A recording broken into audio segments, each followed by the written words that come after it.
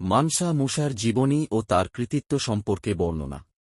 মানসা মুসা, রাজত্বকাল ১৩১২ থেকে ১৩৩৭ সালে, ছিলেন ১৪ শতকের পশ্চিম আফ্রিকার মালি সাম্রাজ্যের নবম সুলতান এবং ইতিহাসের অন্যতম ধনী শাসক।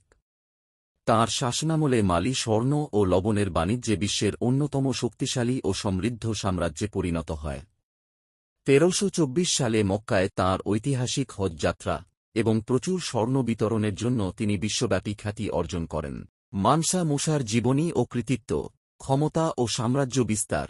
আবু বকর দ্বিতীয়ের উত্তরসূরি হিসেবে ক্ষমতারোহণ করে মুসা মালি সাম্রাজ্যকে প্রায় দ্বিগুণ করেন।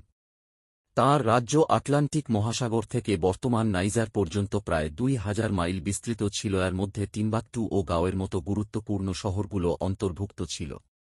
সর্বকালের ধনী ব্যক্তি, মানসা মুসা ছিলেন অবিশ্বাস্য সম্পদশালী। তাঁর শাসনামলে মালি বিশ্বের সিংহভাগ স্বর্ণ ও লবণের যোগান দিত। ঐতিহাসিক হজ যাত্রা। তিনি হাজার হাজার দাসসৈনিক এবং উটভর্তি সোনা নিয়ে মক্কায় হজ করতে যান। পথে কায়রোতে এত সোনা বিতরণ করেন যে মিশরে স্বর্ণের মূল্য প্রায় ১ দশক ধরে কমে গিয়েছিল। সাংস্কৃতিক ও ধর্মীয় উন্নয়ন। তিনি একজন ধর্মপ্রাণ মুসলিম ছিলেন। টিম্বাকটু এবং গাওয়ে অসংখ্য মসজিদ, মাদ্রাসা এবং লাইব্রেরি নির্মাণ করেন যা ওই অঞ্চলকে ইসলামের জ্ঞানচর্চার কেন্দ্রে পরিণত করে।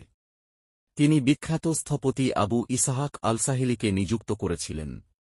অর্থনৈতিক স্থিতিশীলতা। অনুগত পরিবার ও কর্মকর্তাদের মাধ্যমে প্রশাসনিক বিকেন্দ্রীকরণ করে তিনি বিশাল সাম্রাজ্যে সুশাসন বজায় রেখেছিলেন। মানসা মুসার রাজত্বকালকে মালি সাম্রাজ্যের স্বর্ণযুগ হিসেবে গণ্য করা হয়, পশ্চিম আফ্রিকায় শিল্প, শিক্ষা এবং বাণিজ্যের ব্যাপক প্রসার ঘটিয়েছিল।